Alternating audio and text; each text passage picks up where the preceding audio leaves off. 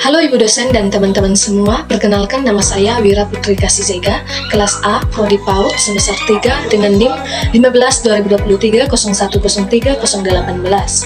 Kali ini teman-teman saya akan memaparkan materi tentang wahyu dalam Alkitab dalam Perjanjian Lama dan Perjanjian Baru. Selamat menyaksikan dan selamat menonton videonya.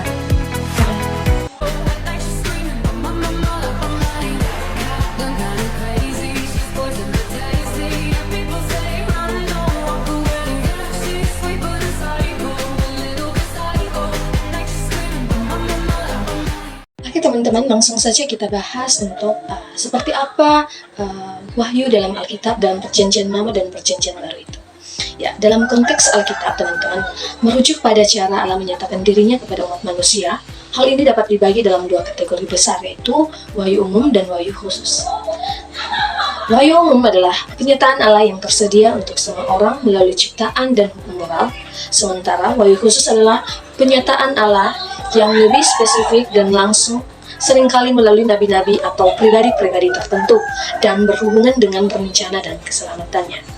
Sebelum saya menyampaikan materi yang lebih detail, saya akan memberikan firman Tuhan yang terambil dari Kejadian 12 ayat 1 sampai 3. Sekali lagi, Kejadian 12 ayat 1 sampai ayatnya yang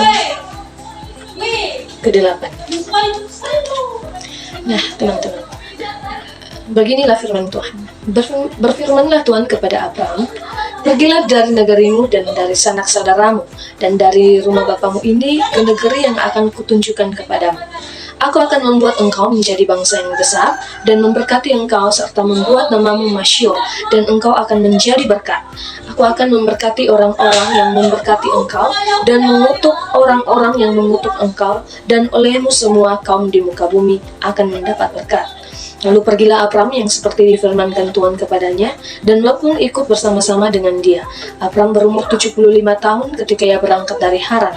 Abram membawa Sarai istrinya dan Lot anak saudaranya dan segala harta benda yang didapat mereka dan orang-orang yang diperoleh mereka di Haran. Mereka berangkat ke tanah Kanaan. Lalu sampai di situ Abram berjalan melalui negeri itu sampai ke satu tempat dekat Sichem, yakni pohon terbanting di Moab. Waktu itu orang Kanaan diam di negeri itu. Ketika itu Tuhan menampakkan diri kepada Abram dan berfirman, "Aku akan memberikan negeri ini kepada keturunanmu." Maka didirikannya di situ mezbah bagi Tuhan yang telah menampakkan diri kepadanya. Kemudian ia pindah dari situ ke pegunungan di sebelah timur Betel. Ia memasang kemahnya dengan Betel di sebelah barat dan Ai di sebelah timur. Lalu ia mendirikan di situ mezbah bagi Tuhan dan memanggil nama Tuhan. Sesudah itu Abram berangkat dan makin jauh ia berjalan ke tanah Negev. Ya, demikian firman Tuhan. Oke, jadi teman-teman, di dalam Kejadian 1 ayat dalam Kejadian 12 ayat 1 sampai 3 ini bercerita tentang janji Tuhan kepada Musa, yang dimana Allah berbicara kepada Musa melalui peristiwa langsung. Allah berinteraksi kepada Musa dengan menampakkan diri di semak-semak berduri. Ya. Selain itu, di dalam wahyu umum ini juga di dalam wahyu khusus ini juga tercatat dalam banyak kitab nabi besar dan kecil seperti Yesaya, Yeremia, dan Hosea yang berisi firman Tuhan mengenai masa depan Israel, keselamatan dan penghakiman Allah. Wahyu ini juga sering datang dalam bentuk penglihatan, mimpi atau secara langsung dari Allah, ya. Seperti yang saya katakan tadi, dalam wahyu khusus ini Allah berinteraksi secara langsung kepada manusia melalui mimpi, melalui menampakkan diri di semak-semak berduri dan berbagai macam lainnya. Pernyataan melalui hukum dan perintah hukum yang diberikan kepada umat Israel, terutama dalam Taurat, 5 kitab Musa, adalah salah satu bentuk wahyu khusus, teman-teman. Nah, hukum ini bukan hanya aturan sosial atau moral, tetapi merupakan instruksi langsung dari Allah kepada umatnya untuk hidup sesuai dengan kehendaknya. Nah, sedangkan dalam wahyu umum berbicara tentang penciptaan, yang dimana dalam wahyu umum ini ada dua. Nah, dalam Perjanjian Lama, Allah menciptakan langit dan bumi dalam Kejadian 1 ayat 1 sampai 30. Sedangkan dalam Perjanjian Baru, wahyu ini didasari dengan datangnya Tuhan ke dunia. perjanjian keselamatan. Melalui Yesus Kristus, kita umat manusia bisa diselamatkan. Nah, jadi teman-teman, ada dua wahyu umum dalam perjanjian lama dan perjanjian baru, yaitu sebagai penciptaan. Di wahyu perjanjian lama, Allah sebagai pencipta, dan di wahyu yang kedua, Yesus Kristus sebagai penyelamat. Di dalam wahyu, dalam Alkitab ini juga dibahas ada dua, yaitu persiapan wahyu umum, yaitu penciptaan, dan yang kedua persiapan wahyu khusus, yaitu keselamatan. Nah, yang pertama, persiapan wahyu khusus atau penciptaan. Nah, sudah terlihat jelas bahwa dalam perjanjian lama Allah telah menyatakan dirinya melalui ciptaan, di mana penciptaan dunia dan segala isinya adalah sarana Allah untuk memperkenalkan dirinya kepada umat manusia.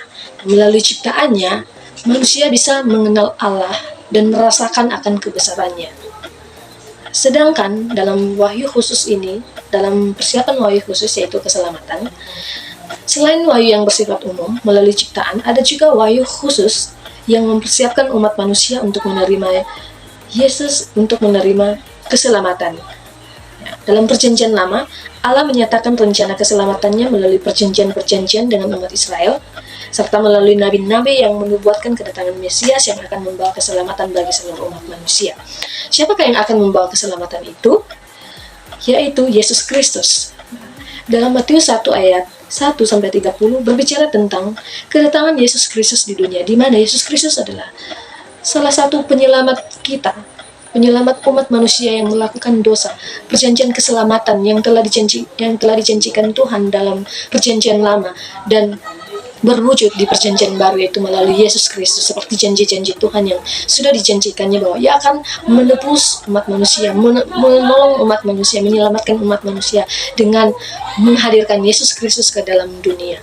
Di dalam wahyu umum juga, dalam perjanjian lama, wahyu khusus dalam perjanjian lama, cuman satu, yaitu Allah. Sedangkan wahyu khusus dalam perjanjian baru ada Mesias, Yesus Kristus, ada Rabi, dan lainnya. Tetapi hanya satu tubuh, yaitu Allah Tritunggal. Ya, itu saja pemaparan materi yang bisa saya sampaikan. Semoga materi yang saya sampaikan bisa bermanfaat untuk teman-teman semua. Saya ucapkan terima kasih, selamat menonton untuk video ini. Terima kasih.